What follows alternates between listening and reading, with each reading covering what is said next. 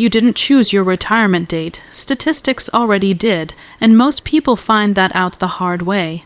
Here's a number that should stop you mid. Scroll. Most working Americans plan to retire around 65. Most of them actually stop working closer to 62. That's not a rounding error. That's a 3-year gap between the plan on paper and the exit that actually happens. And the reason for that gap is almost never the one people expect. Ask yourself something. If your job disappeared tomorrow, not because you wanted out, but because a layoff, an injury, or a family emergency forced your hand, would your finances survive the years before yours supposed?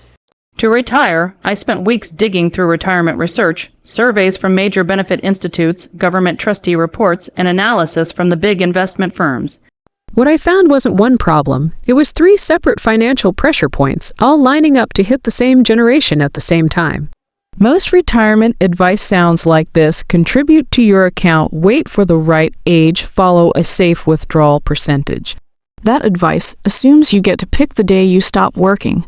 The data says a majority of people don't get that choice. So what happens to the plan when the exit date arrives early and uninvited? Think of your retirement plan like a road trip with a fuel gauge you've never had checked. The needle says you have enough distance left, but that gauge has a documented habit of reading a few years more optimistic than reality. And somewhere past the horizon, out of sight from the dashboard, sits a stretch of road nobody marked on the map. A stretch that includes a health insurance gap, a shrinking government safety net, And a withdrawal deadline nobody explained clearly. I'll show you the exact numbers behind all 3. But first, a story. A plan that's mathematically correct can still be dangerously incomplete. Picture someone I'll call Marcus. 54 years old, roughly $250 million saved, 11 years until his target retirement age of 65. His numbers worked, his spreadsheet was disciplined, his financial advisor nodded along. At 57, Marcus tore a shoulder muscle in an accident that had nothing to do with work. It sidelined him for months. While he recovered, his employer reorganized the department. He returned to a smaller role at reduced pay. His new target date slid from 65 to 68. He updated the spreadsheet and moved on. Then, less than 2 years later, a second round of cuts arrived, and this time, his name was on the list. He was 59. He had about a year of savings outside his retirement account, and that account still carried IRLA withdrawal penalties for another few years. Marcus wasn't reckless. He wasn't behind. His math was right the whole time. What was missing wasn't a bigger number. It was a plan for the version of the future where he wasn't the one deciding when it started. So here's the real problem, and it isn't what most people assume. It's not simply people don't save enough. It's that most retirement plans are engineered around a finish line. The majority of people never actually reach on schedule. You can do everything right for a 67-year-old retirement and still come up short because your actual exit lands years earlier uninvited. The research backs this up hard. In recent national surveys, a clear majority of retirees say they left the workforce earlier than intended, with the typical actual exit landing around age 60, 2 years ahead of the traditional target. And when researchers ask why people left early, the leading answers aren't, "I felt financially ready." They're health setbacks and job loss. Only a minority say they chose the timing freely. Every single day, thousands of workers exit the labor force for good. Most of them didn't pick the date on the calendar. Stay with me, because the next part is where the real dollar figures show up. And it's not a small adjustment. There's someone else I want you to meet. Call her Priya, 50, 1 years old, around 300,000 saved, targeting a comfortable 700,000 by 65. She's organized. She's done more homework on this than most people ever will. I'll come back to her numbers in a moment because they reveal something important. But first, the triple squeeze. This is the part where 3 separate costs collide at almost the exact same moment for anyone forced into an early exit. Squeeze 1. the health insurance canyon. This is the window between when most people actually stop working and when government health coverage kicks in at 65. For someone retiring at 62, that's 3 full years of buying insurance on the open market, often without the subsidies that used to soften the blow. In many cases, that runs over $1,000 a month per person, well above $10,000 a year before a single doctor's visit. Multiply that across a multi-year gap, and you're looking at tens of thousands of dollars that most retirement calculators never even ask about. The 3 years before you qualify for public health coverage are the most expensive years nobody budgets for. Squeeze 2. Claiming too early. Government retirement benefits are permanently reduced if you claim them before your full retirement age, and the earlier you claim, the deeper the permanent cut. Wait past full retirement age instead, and your monthly check grows by roughly 8% for every year you hold off up to a cap. That's a guaranteed, government-backed increase that no stock index can promise you. Claim early out of necessity, though, and that smaller check follows you for the rest of your life. Squeeze 3, the compounding you never get back. Every year you're forced out early is a year of contributions, and years of growth on top of those contributions. That simply never happens. Lose 5 years near the end of a career, and depending on your balance, that can mean well over $100,000 in lost future portfolio value. That's not a hypothetical.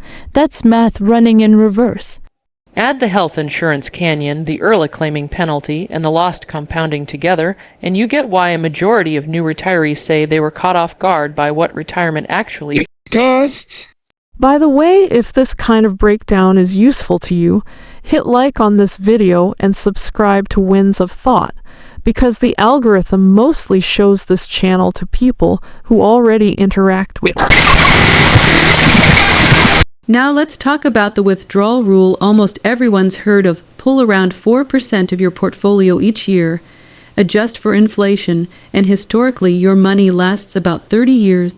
In most market conditions, that guideline came from research decades ago, and even its original author has since said it may be overly conservative for a standard retirement length.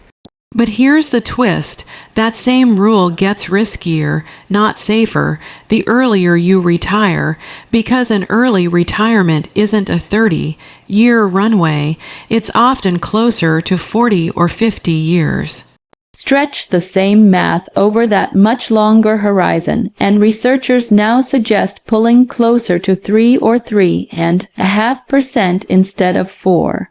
On a typical $600,000 portfolio, that difference can mean thousands of dollars less in spending money every single year indefinitely. And the danger isn't really about your average return over 3 decades. It's about what the market does in your first few retirement years. A sharp downturn right after you stop working forces you to sell more of a shrinking portfolio just to cover expenses, and that kind of early damage can be almost impossible to recover from. Even if the market bounces back later, it's not the 30-year average that breaks a retirement, it's the first 5 years. Now back to Priya. Her plan assumes she reaches 65 with the full $700,000 right on schedule. But run the same stress test we ran on Marcus. What if her exit lands at 60? One instead, because of a restructuring or a health issue or a family caregiving need. Suddenly, she's retiring with a meaningfully smaller balance, facing years of costly private insurance before public coverage kicks in, and potentially locking in a permanently reduced monthly benefit if she claims early out of necessity. None of her math was wrong. The assumption underneath the math that she'd get to choose the date was the fragile part. Why are humans so bad at planning for this? Because we're wired to plan for the world where we're making the decisions. We're much worse at planning for the world where something happens to us, and our choices only shape how we respond, not whether the event occurs at all. And the data has said consistently for decades that the second world is the one most people actually retire into. Here's something worth sitting with. The generation currently in their late 40s through late 50s entered the workforce right as traditional employer pensions were disappearing without automatic savings tools younger workers take for granted today. They came up through multiple major market crashes in a row. And by their own estimates in recent surveys, this group expects to retire with hundreds of thousands of dollars less than they believe they'll actually need. Layer onto that a sobering timeline detail. Government actuaries have projected that, without legislative changes, the trust fund backing retirement benefits could face a shortfall sometime in early 2030s, right around when a large share of this same generation reaches full retirement age. If that shortfall isn't addressed, official projections point to an automatic benefit reduction of roughly a fifth. Now, plenty of financial commentators will tell you not to worry, that lawmakers always find a fix before anything breaks. And historically, they might be right, but lawmakers will probably act eventually. Isn't a financial plan? It's a hope wearing a suit. Let me close the loop on Priya. A few months after digging into this, she didn't rebuild her entire plan overnight. Most people don't, and that's fine. But she made 2 changes. She adjusted her contributions to fully capture her employer's matching funds, something she'd been quietly leaving on the table. And she opened a separate account she labeled, plainly, her bridge fund, a few $100s a month, set aside specifically for an early, unplanned exit. It won't cover everything if the worst-case scenario hits, but it means she's no longer betting everything on reaching 60. 5 exactly on schedule, healthy and employed. You don't need a perfect plan. You need a plan that survives being wrong about the date. So here's what I want you to actually do with this video, not just nod along to. First, run your own numbers assuming you're forced out at 60. 2, not your target age. Use a more conservative withdrawal percentage, something closer to 3.5%. Because an early exit likely means a longer stretch of retirement to fund. If you can't answer that in 10 minutes, that's this week's homework. Second, build a real line item for private health insurance into your plan for any age before public coverage begins. Budget conservatively, because that number tends to rise with medical inflation, and it rarely shows up in the calculators most people use.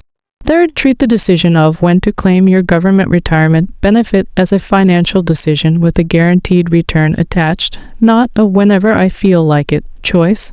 If your savings can support waiting, the math very often rewards patience. Model it explicitly instead of deciding in the moment out of need. Would your plan survive an exit 5 years earlier than you're expecting? Run the number this week. Not someday, this week. Retirement doesn't ask permission before it arrives. If this helped you look at your own numbers differently, tap like and subscribe to Winds of Thought. There's more of this kind of breakdown coming. Drop your own stress. Test result in the comments. I read them.